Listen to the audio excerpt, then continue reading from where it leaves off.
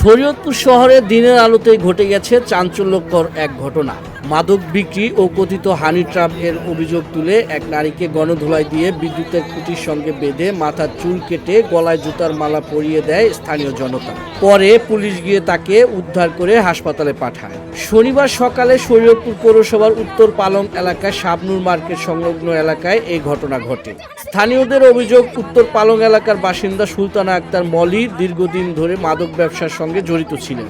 এছাড়াও বিভিন্ন ব্যক্তিকে পরকীয়ার ফাঁদে ফেলে অর্থ আদায়ের অভিযোগ রয়েছে তার বিরুদ্ধে। এলাকাবাসীর দাবি, এসব কর্মকাণ্ড দিয়ে একাধিকবার তাকে সতর্ক করা হলেও কোনো পরিবর্তন আসেনি। শনিবার সকালে তিনি ঢাকা থেকে এলাকায় ফিরলে উত্তেজিত স্থানীয় লোকজন তাকে আটক করে বিদ্যুতের খুঁটির সঙ্গে বেঁধে মারধর করে। এক পর্যায়ে তার মাথার চুল কেটে দেওয়া হয় এবং গলায় জুতার মালা পরিয়ে অপদস্থ করা হয়। খবর পেয়ে পালং মডেল থানা পুলিশ ঘটনাস্থলে পৌঁছে তাকে উদ্ধার করে শরীয়তপুর সদর হাসপাতালে চিকিৎসার জন্য পাঠায়। তবে নিজের বিরুদ্ধে আনা সব অভিযোগ অস্বীকার করেছেন সুলতানা আক্তার মলি। তার দাবি, পূর্বশত্রুতার জের ধরে পরিকল্পিতভাবে তার উপর হামলা চালানো হয়েছে। এদিকে পালং মডেল থানা পুলিশ জানিয়েছে, ঘটনার অভিযোগ খতিয়ে দেখে আইনগত ব্যবস্থা নেওয়া হবে। আমরা ছোট থেকে এই এলাকায় আমাকে স্থানীয়, আমরা ওর থেকে ছোট থেকে ওরা কাকি কাকি করে ডাকি। আমার আব্বুরে ভাই ডাকছে, ওই ভাই ডাকা আমার আব্বুর লগে পরকিয়া করছে।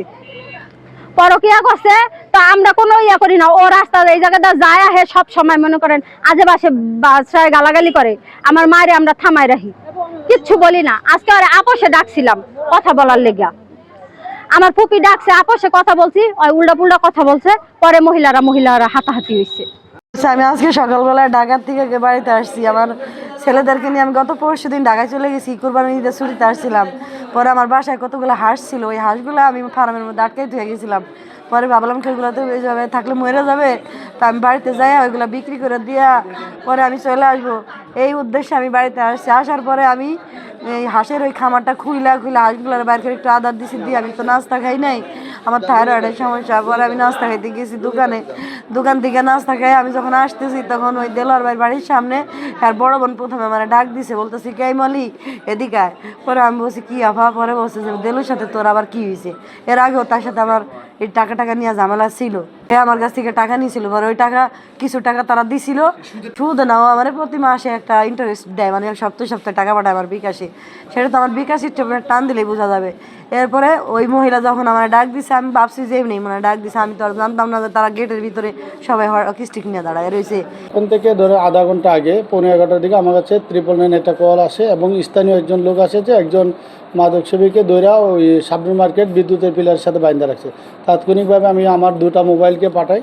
যাওয়ার পরে তারা দেখতে পারে যে একজন মহিলা, সে মানে স্থানীয়ভাবে জানতে পারে সে অনেক লোকের থেকে টাকা নিচ্ছে এবং মাদকের সাথে জড়িত। মহিলারে তাকে মারধর করিয়া তার কিছু অংশ চুলের কাইটা ওই মহিলারে বিদ্যুতের পিলারের সাথে বাইন্ধা রাখছে। তো এলাকার লোকজন দেখলাম যে অনেক জড়ো এবং তার উপরে অনেক ক্ষিপ্ততা, তারপরেও সেটা আইনে পারে না। তাৎক্ষণিকভাবে এলাকার কবল থেকে আমি তাকে সদর হাসপাতালে চিকিৎসার জন্য পাঠাই। সে সদর হাসপাতাল থেকে চিকিৎসা করে আসা, যদি সে অভিযোগ দেয় কে বা কারা তারা করছে, যদি অন্যভাবে করে থাকে সেটা আমরা অবশ্যই আইনগত ব্যবস্থা গ্রহণ করব।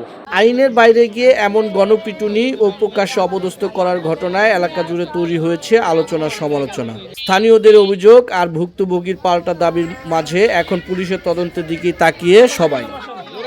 News desk, Shariatpur Times.